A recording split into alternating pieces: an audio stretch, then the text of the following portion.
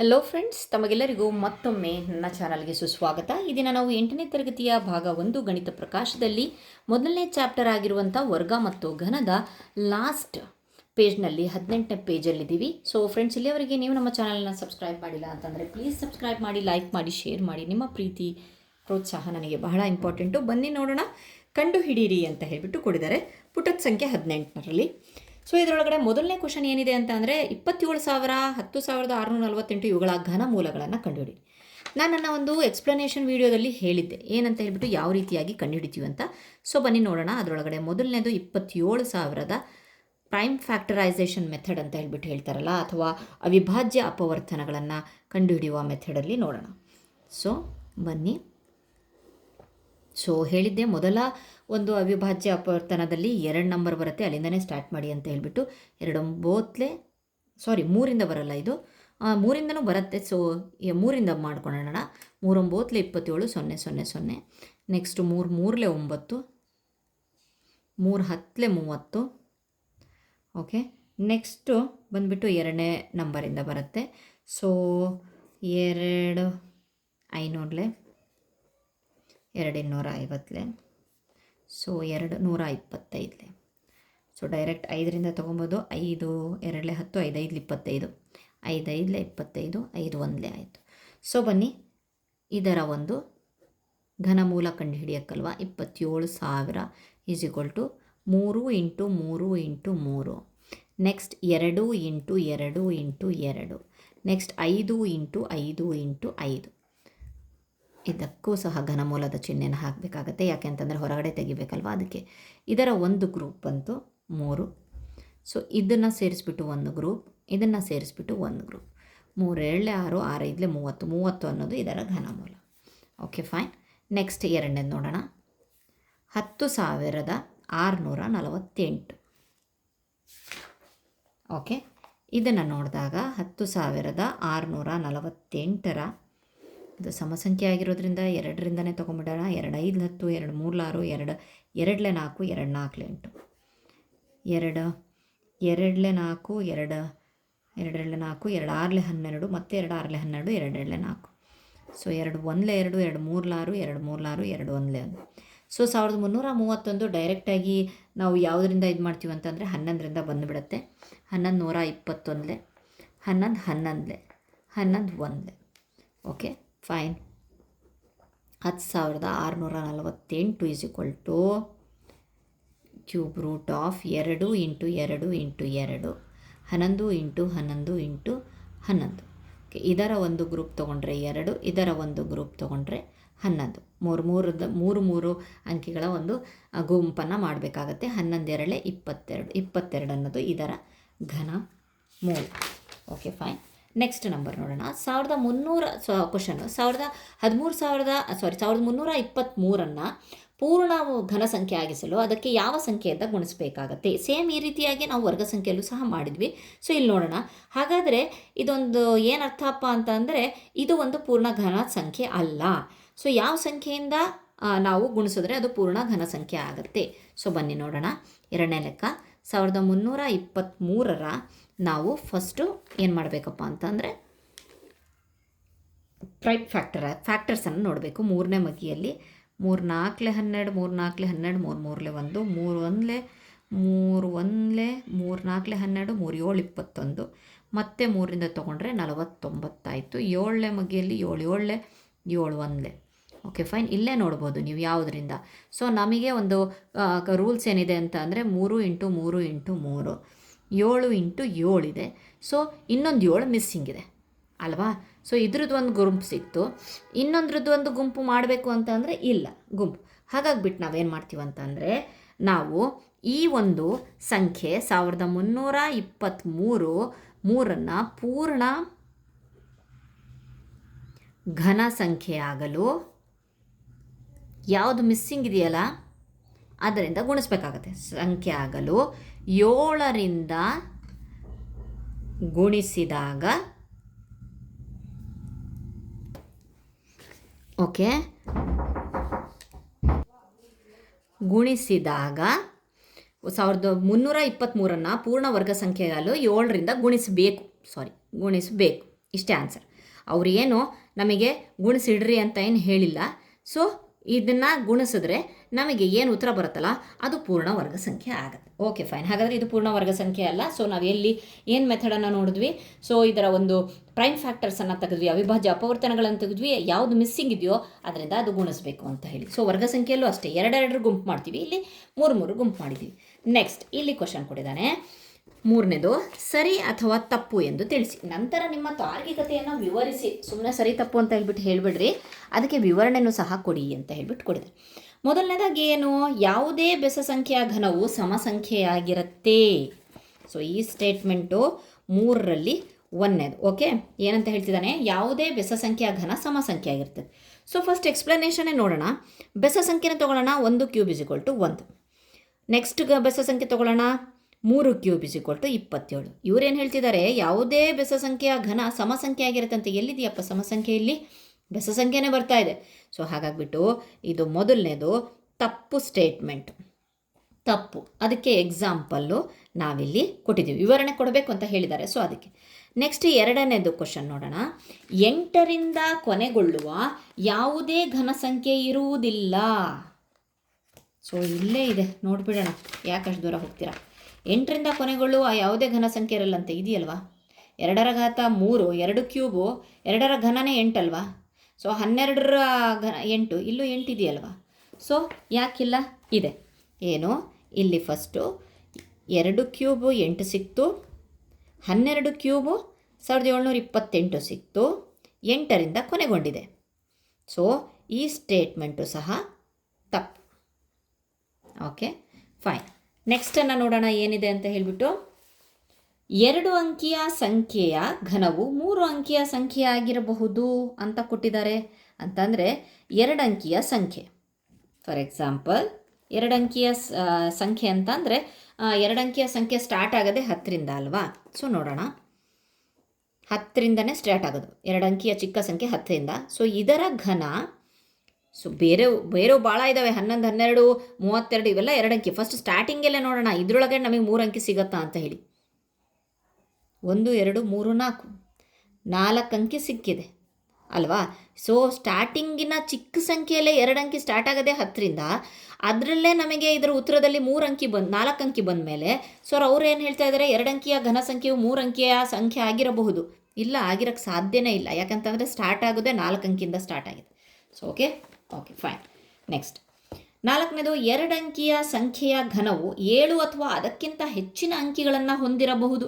Okay, ಇಲ್ಲೂ ಅಷ್ಟೇ ನೋಡ್ರಿ, 2 ಅಂಕಿಯ ಸಂಖ್ಯೆಯ ಘನ ಅಂತ ಇದೆ. ಸೊ 2 ಅಂಕಿಯ ಸಂಖ್ಯೆ ಎಲ್ಲಿಂದ ಸ್ಟಾರ್ಟ್ ಆಗುತ್ತೆ, 10ರಿಂದ 99ರವರೆಗೆ ಇರುತ್ತೆ. ಓಕೆ, 7 ಅಂಕಿ ಅಂತ ಅಂದರೆ ನಾವು ದೊಡ್ಡದೇ ನೋಡೋಣ. ಓಕೆ, 4ನೇದು ಎಕ್ಸಾಂಪಲ್ಲು 99ನೇ ತೊಗೊಳ್ತೀವಿ. 99 ಕ್ಯೂಬ್, ಯಾಕಂತಂದರೆ 100 ತೊಗೊಂಡ್ರೆ 3 ಅಂಕಿ ಸ್ಟಾರ್ಟ್ ಆಗುತ್ತೆ. ಇದೇ ಲಾಸ್ಟು 99 ಕ್ಯೂಬ್ ಎಲ್ಲಾದರೂ 7 ಅಥವಾ 7ಕ್ಕಿಂತ ಜಾಸ್ತಿ ಇರಬೇಕಲ್ವಾ ಅಂಕಿ. ಸೊ 99 ಕ್ಯೂಬ್ ಅಂತ ಅಂದರೆ 99ನ್ನು 3 ಸಲ ಗುಣಿಸ್ರಿ. ಗುಣಿಸಿದಾಗ ಉತ್ತರ 9,70,299 ಬರುತ್ತೆ. ಎಷ್ಟು ಡಿಜಿಟ್ ಇದೆ, 1, 2, 3, 4, 5, 6 ಅಂಕಿ ಇದೆ. ಏನು ಹೇಳ್ತಾ ಇದ್ದಾನೆ ಕ್ವಶನ್ ಕರೆಕ್ಟಾಗಿ ಕೇಳಿ. 2 ಅಂಕಿಯ ಸಂಖ್ಯೆಯ ಘನವು 7 ಅಥವಾ ಅದಕ್ಕಿಂತ ಹೆಚ್ಚಿನ ಅಂಕಿಯನ್ನು ಹೊಂದಿರಬಹುದು. ಎಲ್ಲಿದೆ, ಲಾಸ್ಟೇ 99 ಸ್ಟಾರ್ಟ್ ಆಗಿದ್ಮೆ ಅಂದಮೇಲೆ ಇನ್ನು 24, 36 ಅವೆಲ್ಲ 2 ಅಂಕಿ, ಇನ್ನೂ ಕಡಿಮೆನೇ ಇರುತ್ತಲ್ವ. ನಾನು ಹೈಯೆಸ್ಟಿಗೆ ಹೋಗಿದ್ದೀನಿ, ಇಲ್ಲಿ ಲೋಯೆಸ್ಟಲ್ಲಿ ಮಾಡಿದ್ವಲ್ಲ, ಇಲ್ಲಿ ಹೈಯೆಸ್ಟಿಗೆ ಹೋಗಿದ್ದೀವಿ. 99 ಮಾಡಿದಾಗಲೇ ಇಲ್ಲಿ 6 ಅಂಕಿ ಇದ್ದ ಮೇಲೆ ನಮಗೆ 7 ಅಂಕಿ ಮತ್ತು ಅದಕ್ಕಿಂತ ಜಾಸ್ತಿ ಅಂಕಿ ಎಲ್ಲಿ ಸಿಗುತ್ತೆ. ಸೊ ಈ ಸ್ಟೇಟ್ಮೆಂಟು ಸಹ ತಪ್ಪು, ಅದಕ್ಕೆ ವಿವರಣೆ ಇಲ್ಲಿದೆ. ಓಕೆ, ನೆಕ್ಸ್ಟ್ 5ನೇ ಸ್ಟೇಟ್ಮೆಂಟ್ ಏನಿದೆ, ಘನ ಸಂಖ್ಯೆಗಳು ಬೆಸ ಸಂಖ್ಯೆಯ ಅಪವರ್ತನಗಳನ್ನು ಹೊಂದಿದೆ. ಯಾವುದಾದ್ರೂ ಒಂದು ಎಕ್ಸಾಂಪಲ್ ನೋಡೋಣ. ಸೊ ನಾನು 8 ತೊಗೊಳ್ತೀನಿ. 8ರ ಅಪವರ್ತನಗಳು ಯಾವ್ದ್ಯಾವುದು? 8ರ ಅಪವರ್ತನಗಳು 1, 2, 4, 8 ಅಲ್ವಾ. ಎಷ್ಟಿದ್ದಾವೆ, 1, 2, 3, 4 ಸಮಸಂಖ್ಯೆಯಲ್ಲಿದ್ದಾವಲ್ವಾ. ಸಮಸಂಖ್ಯೆಯ ಅಪವರ್ತನಗಳನ್ನು ಹೊಂದಿದೆ. ಇನ್ನೂ ಒಂದು ತೊಗೊಳ್ತೀನಿ, 27ರ ಅಪವರ್ತನಗಳನ್ನು ನೋಡೋಣ. 1 3ನೇ ಮಗ್ಗಿಯಲ್ಲಿ ಹೋಗುತ್ತೆ, 3, 9, 27, ನೆಕ್ಸ್ಟ್ 27. ಇಲ್ಲಿ 1, 2, 3, 4 ಇದನ್ನು ಸಹ ಸಮಸಂಖ್ಯೆಯ ಅಪವರ್ತನಗಳು. ಸೊ ಹಾಗಾಗಿಬಿಟ್ಟು ಅವ್ರು ಏನು ಹೇಳ್ತಿದ್ದಾರೆ, ಘನ ಸಂಖ್ಯೆಗಳು ಬೆಸ ಸಂಖ್ಯೆಯ ಅಪವರ್ತನಗಳನ್ನು ಹೊಂದಿದೆ. ಇಲ್ಲ, ಬೆಸ ಸಂಖ್ಯೆಯ ಅಪವರ್ತನಗಳನ್ನೇನು ಹೊಂದಿಲ್ಲ ಅವು. ಸೊ ಇಲ್ಲಿ ಇದು ತಪ್ಪು ಸ್ಟೇಟ್ಮೆಂಟ್. ಇಲ್ಲೂ ಸಮಸಂಖ್ಯೆ ಅಪವರ್ತನಗಳನ್ನು ಸಹ ಹೊಂದಿದೆ ಅವು. Okay fine. ನೆಕ್ಸ್ಟ್ ಇದಕ್ಕೆಲ್ಲ ವಿವರಣೆ ಕೊಟ್ಟಿದ್ದೀವಿ. ನೆಕ್ಸ್ಟು 4ನೇ ಕ್ವಶನನ್ನು ನೋಡೋಣ. ಸಂಖ್ಯೆ 1331 ಒಂದು ಪೂರ್ಣ ಘನ ಎಂದು ನೀವು ಹೇಳಿದ್ದೀರಿ. ಓಕೆ, ಹೌದು. ನೀವು ಅದರ ಘನಮೂಲಗಳನ್ನು ಅಪವರ್ತಿಸದೆ ಊಹಿಸಬಹುದೇ? ಸೊ ಘನಮೂಲ ಗೊತ್ತಿಲ್ಲ ನಮಗೆ, ಯಾವುದಕ್ಕೆ ಇದು ಇದರ ಘನಮೂಲ ಗೊತ್ತಿಲ್ಲ, ಯಾವುದಕ್ಕೆ ಇದು ಪೂರ್ಣ ಘನ ಅನ್ನೋದು ಗೊತ್ತಿಲ್ಲ. ಅದರ ಘನಮೂಲ ಯಾವುದು? ಅದೇ ರೀತಿ ಇಲ್ಲಿ ಕೆಳಗೆ ಇನ್ನೂ 3 ಸಂಖ್ಯೆಗಳನ್ನು ಕೊಟ್ಟಿದ್ದಾರೆ, ಘನಮೂಲಗಳನ್ನು ಕಂಡುಹಿಡಿಯಿರಿ. ಇದು ವೆರಿ ಇಂಪಾರ್ಟೆಂಟ್ ಮಕ್ಕಳ ಅಥವಾ ಫ್ರೆಂಡ್ಸ್, ಇದು ವೆರಿ ಇಂಪಾರ್ಟೆಂಟು. ಹಾಗಾಗಿಬಿಟ್ಟು ಕರೆಕ್ಟಾಗಿ ಅರ್ಥ ಮಾಡ್ಕೊಳ್ಳಿ, ಕರೆಕ್ಟಾಗಿ ಎಕ್ಸ್ಪ್ಲೇನ್ ಮಾಡ್ತೀನಿ. ಸೊ ನೋಡ್ಕೊಳ್ಳಿ. ಸೊ ಘನಮೂಲಗಳನ್ನು ಕಂಡುಹಿಡಿದ ಹಾಗೆ ಅಪವರ್ತನಗಳನ್ನು ಅಪವರ್ತಿಸದೆ, ಅಂದರೆ ಪ್ರೈಮ್ ಫ್ಯಾಕ್ಟರೈಸೇಷನ್ ಮೇನ್ ಮೆಥಡ್ ಇಲ್ಲಿ ಮಾಡ್ತಿದ್ವಲ್ವಾ, ಈ ರೀತಿ ಮಾಡ್ದೇ ನೀವು ಇದರ ಒಂದು ಘನಮೂಲಗಳನ್ನು ಊಹಿಸಬಹುದೇ? ಹೌದು, ಊಹಿಸಬಹುದು. ಸಿಂಪಲ್ ಇದೆ. ಏನು ಅಂತಂದರೆ ಘನಮೂಲ ಅಂತಂದರೆ 3 ಸಂಖ್ಯೆ ಅಲ್ವಾ. ಸೊ 3 ಸಂಖ್ಯೆಯ ಒಂದು ಗುಂಪನ್ನು ಮಾಡಿ, ಇದಕ್ಕೆ ನಾನು ಮೊದಲನೇ ಗುಂಪು ಅಂತ ಹೇಳ್ತೀನಿ. ಏನಂತ ಹೇಳ್ಬಿಡ್ತೀನಿ? First group. ಓಕೆ, ಇನ್ನು ಏನು ಉಳಿದಿದೆಯಲ್ಲ ಇದನ್ನು ನಾನು ಸೆಕೆಂಡ್ ಗ್ರೂಪ್ ಅಂತೀನಿ. First group. ಸೊ ಕರೆಕ್ಟಾಗಿ ಕೇಳಿಸ್ಕೊಳ್ಳಿ ಮೆಥಡು. ಫಸ್ಟ್ನೇ ಗ್ರೂಪಲ್ಲಿ ಏನಪ್ಪ ಅಂತಂದರೆ, ಸೊ ಈ ಫಸ್ಟ್ ಗ್ರೂಪು ಮತ್ತು ಸೆಕೆಂಡ್ ಗ್ರೂಪ್ ಯಾಕೆ ಮಾಡಿದ್ದಪ್ಪ ಅಂತಂದರೆ, ಘನಮೂಲ ಎಷ್ಟು ಅಂಕಿದಾಗಿರುತ್ತೆ. ಸೊ 2 ಗ್ರೂಪ್ ಬಂದಿರೋದ್ರಿಂದ ನಮಗೆ ಇಲ್ಲಿ 2 ಅಂಕಿಗಳಾಗಿರುತ್ತೆ. ಇದು ಗೊತ್ತಾಯಿತು. 2 ಗ್ರೂಪ್ ಬಂದರೆ 2 ಅಂಕಿ ಆಗುತ್ತೆ, 3 ಗ್ರೂಪ್ ಬಂದರೆ 3 ಅಂಕಿದಾಗುತ್ತೆ. Okay fine. ನೆಕ್ಸ್ಟ್ ಘನಮೂಲ 2 ಅಂಕಿ ಅಂತ ಹೇಳಿಬಿಟ್ಟು ಕನ್ಫರ್ಮ್ ಆಯಿತು. ಹಾಗಾದರೆ ನೆಕ್ಸ್ಟ್ ಏನು ಮಾಡಬೇಕಪ್ಪ ಅಂತಂದರೆ, ಇಲ್ಲಿ ನೋಡ್ರಿ, ರೂಲ್ಸನ್ನು ತೊಗೊಬೇಕು. ನಾನು ಹೇಳಿದೆ ಆವಾಗ ರೂಲ್ಸನ್ನು ಕರೆಕ್ಟಾಗಿ ಕೇಳಿಸ್ಕೊಳ್ಳಿ ಅಂತ ಹಿಂದಿನ ಒಂದು ನನ್ನ ವೀಡಿಯೋದಲ್ಲಿ. ಸೊ ಏನು ರೂಲ್ಸು? ಇಲ್ಲಿ ಘನಮೂಲದ ರೂಲ್ಸ್ ಇದೆ. 1ರಿಂದ ಕೊನೆಗೊಂಡ್ರೆ 1 ಬರುತ್ತೆ, 2ರಿಂದ 8, 3ರಿಂದ 7, 4ಕ್ಕೆ 4 ಸೇಮ್ ಇರುತ್ತೆ ಅಂತ ಹೇಳ್ಬಿಟ್ಟು. ಸೊ ಇಲ್ಲಿ ನಮಗೆ ಲಾಸ್ಟು 1ನಿಂದ ಕೊನೆಗೊಂಡಿದೆ ಅಲ್ವಾ. 1331ರಲ್ಲಿ ಲಾಸ್ಟ್ ಬಿಡಿ ಸ್ಥಾನದಲ್ಲಿ 1 ಇದ್ದರೆ, ಸೊ ನಮಗೂ ಇಲ್ಲೂ ಸಹ 1 ಬರುತ್ತೆ. ಉತ್ತರ 1 ಇದ್ದರೆ 1 ಬರುತ್ತೆ. ಹಾಗಾಗಿಬಿಟ್ಟು ನಾವಿಲ್ಲಿ 1ಅನ್ನು ಕಣ್ಣು ಮುಚ್ಕೊಂಡು ಬರೆದು ಬಿಡ್ತೀವಿ. ಓಕೆ, ರೂಲ್ಸ್ಗಳನ್ನು ಅಪ್ಲೈ ಮಾಡಿ. ನೆಕ್ಸ್ಟು 2ನೇ ಸ್ಟೆಪ್ಪಿಗೆ ಬಂದಾಗ ಏನು ಮಾಡಬೇಕಪ್ಪ ಅಂತಂದರೆ, ಇಲ್ಲೆಷ್ಟಿದೆ? 1 ಇದೆ ಅಲ್ವಾ. ಸೊ ನಾವು ಘನಮೂಲಗಳನ್ನು ಬರ್ಕೊಂಡು ಹೋದಾಗ 1ರ ಘಾತ 1ರ ಘನ 1, 2ರ ಘನ ಎಷ್ಟು? 8. ಸೊ ನಮಗೆ ಎಲ್ಲಿದೆ 1? ಎಲ್ಲಿದೆ? ಇಲ್ಲಿದೆ. ಸೊ ಇಲ್ಲಿದೆ ಅಂತ ಅಂದರೆ ಇದರ ಒಂದು ಘನ ಮೂಲ ಯಾವುದು? 1. ಸೊ ಫಸ್ಟ್ನೇದ್ರೊಳಗೆ ಅರ್ಥ ಆಗಲ್ಲ, 2ನೇದ್ರೊಳಗಡೆ ಮತ್ತೆ ನಾವು ಹೇಳ್ತೀವಿ. ಸೊ 11 ಅನ್ನೋದು ಇದರ ಘನಮೂಲ. ಬೇಕಾದರೆ ಚೆಕ್ ಮಾಡ್ಕೊಂಡು ಹೋಗ್ಬೋದು. ಸೊ ಬರೋಣ 2ನೇದು. ಅವರು ನಂಬರ್ ಕೊಟ್ಟಿದ್ದಾರೆ, ಏನಂತ ಹೇಳಿಬಿಟ್ಟು ನೆಕ್ಸ್ಟ್ ನಂಬರ್ ಕೊಟ್ಟಿದ್ದಾರೆ. 4913 ತೊಗೊಳ್ಳಿ. ಸೊ ಇಲ್ಲಿ 4 ಕೊಟ್ಟಿದ್ದಾರೆ, 4 ಒಳಗಡೆ ನಿಮಗೆ ಅರ್ಥ ಆಗುತ್ತೆ. ಸೊ ಬನ್ನಿ ನೋಡೋಣ. ಇದು ಫಸ್ಟ್ನೇ ಗ್ರೂಪ್, ಇದು 2ನೇ ಗ್ರೂಪ್.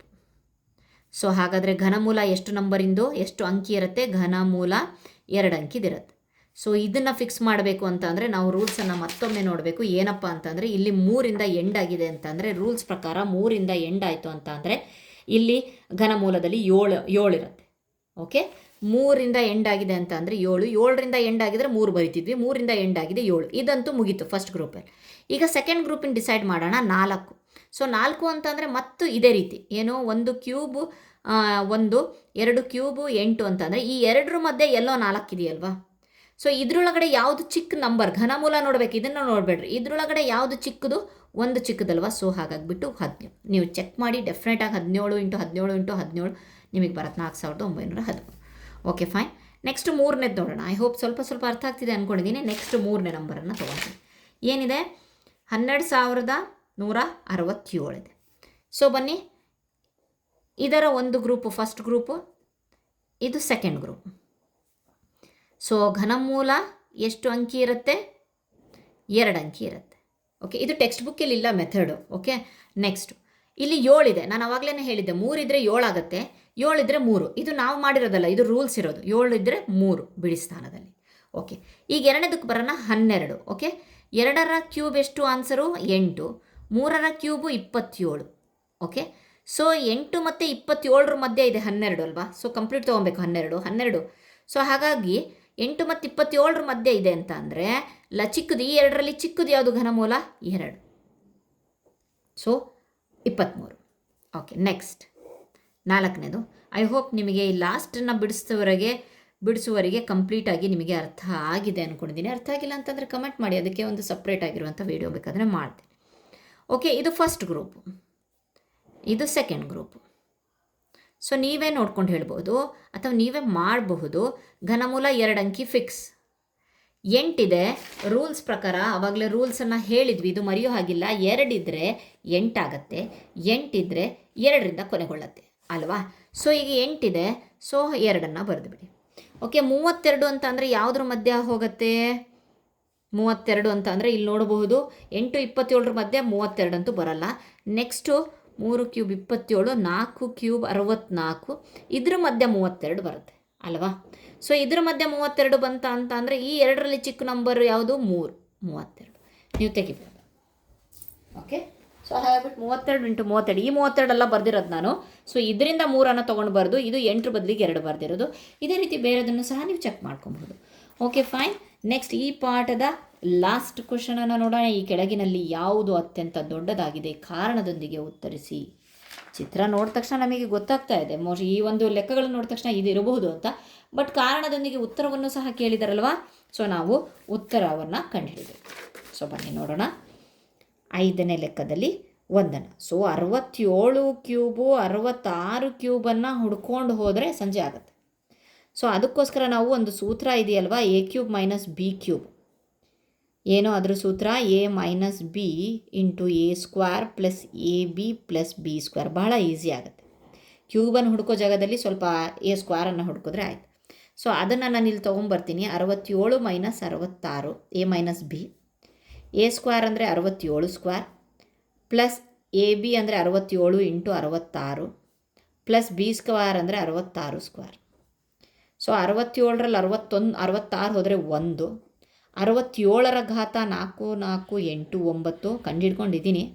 ಸೊ ಇದೆರಡನ್ನ ಗುಣಿಸಿದ್ರೆ 4 4 22 ಪ್ಲಸ್ ಇದರ ಇದು ಏನದು ಸ್ಕ್ವೇರ್ ಎಷ್ಟಪ್ಪ ಅಂತಂದರೆ 4 3 5 6.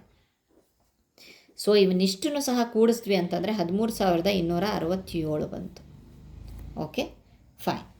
ನೆಕ್ಸ್ಟ್ ಬರೋಣ 2ನೇ. ಇದ್ರದ್ದು ಉತ್ತರ ಬಂದಿದೆ. ಸೊ ಯಾವ್ದು ದೊಡ್ಡದು ಅಂತ ಕಂಡುಹಿಡಬೇಕಲ್ವಾ. 43ರ ಘಾತ 3 42ರ ಘಾತ 3. ಇದನ್ನು ಅದೇ ಸೂತ್ರದ ಪ್ರಕಾರ ಮಾಡಿದಾಗ, ಮೇಲಿನ ಸೂತ್ರದಲ್ಲಿದ್ದಾಗ ಮಾಡಿದಾಗ 43 42 43 square plus 43 into 42 plus 42 square. Okay, ಇದನ್ನು ಕಳೆದಾಗ 1 ಆಯಿತು. 43ರ ಸ್ಕ್ವೇರ್ ಅಂತ ಅಂದರೆ 1849. ಕ್ಯೂಬ್ ಕಂಡುಹಿಡಿಬೋದಲ್ಲ ಇಷ್ಟು. ಹಾಗಾದರೆ ನಾವು ಡೈರೆಕ್ಟಾಗಿ ಅನ್ಬೋದು ನೀವು. ಸೊ ಕ್ಯೂಬನ್ನು 67 ಮಾಡೋದಕ್ಕೆ ಇದು ಬಹಳ ಈಸಿ ಆಗುತ್ತೆ. ಓಕೆ, 1000.